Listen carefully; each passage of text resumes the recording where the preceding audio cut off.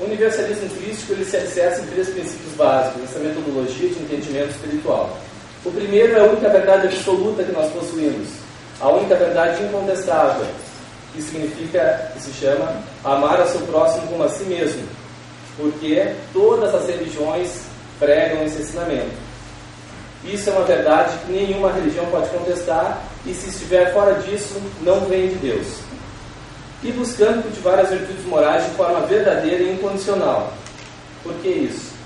Porque hoje em dia nós estamos vivendo uma aura de hipocrisia, infelizmente. As pessoas dizem seguir os valores morais, seguem as suas religiões, mas no dia a dia não praticam.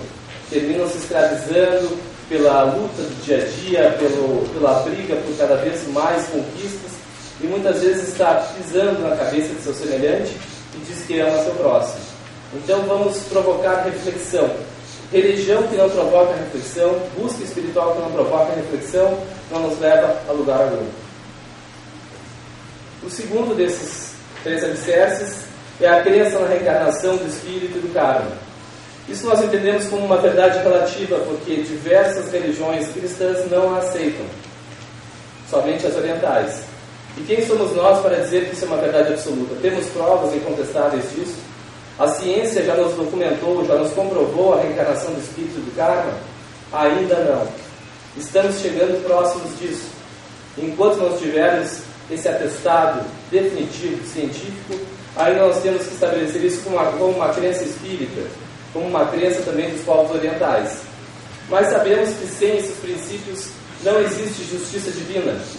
Porque como aceitar que eu nasço com uma saúde perfeita, com inteligência, com uma boa condição financeira, enquanto meu irmão nasce com imensas deficiências, necessidades financeiras, diversos problemas físicos e espirituais, e dizer que nós, em uma única vida, temos que alcançar o reino dos céus?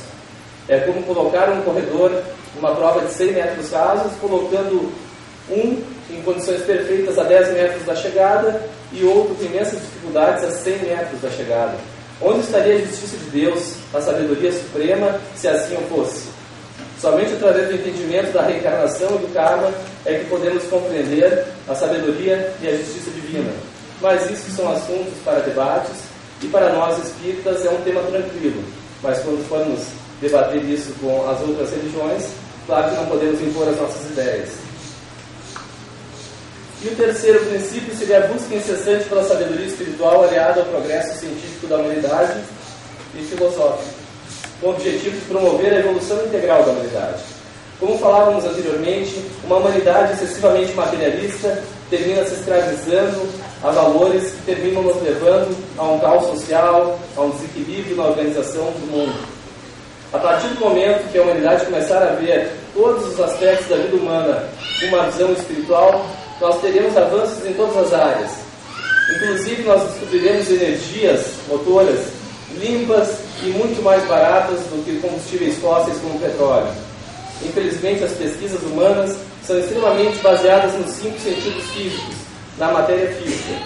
Felizmente, hoje em dia, com a física quântica, a humanidade está evoluindo para um outro patamar de pesquisa e conquistando uma visão mais abrangente do que é o universo. Como nos ensina o filme Quem Somos nós somos muito limitados para perceber o universo que nos cerca. Os nossos 5 sentidos físicos não captam toda a nossa realidade. E é isso que os médiuns fazem através de sua sensibilidade psíquica, captando o plano espiritual, que é o mundo invisível aos nossos 5 sentidos físicos.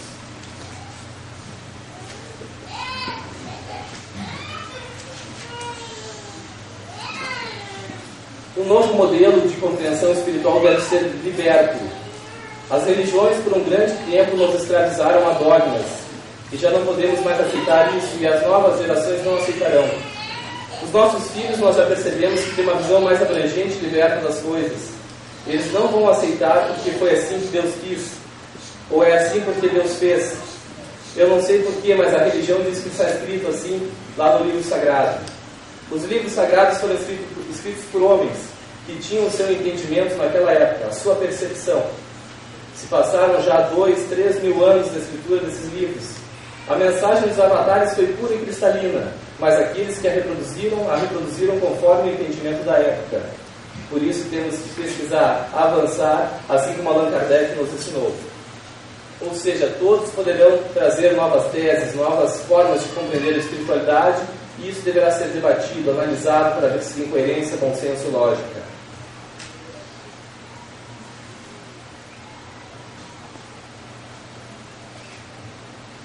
Então, afinal, o mundo é cristão ou ele é crístico?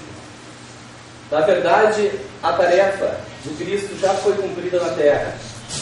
Na Idade Média, os homens lutavam nas cruzadas para converter os povos árabes ao cristianismo, pois eles queriam que a mensagem de Cristo ocupasse o globo inteiro e fosse de todos os povos, assim como ele nos disse em seu Evangelho. Só que isso já estava cumprido e os homens não a compreenderam. Hoje em dia, o mundo inteiro é crístico, não cristão, porque cristão se resume à mensagem de Jesus Cristo, e crístico se resume à mensagem de todos os avatares da Terra que foram inspirados pela luz do Cristo para trazer a mensagem do amor, da paz e da evolução espiritual.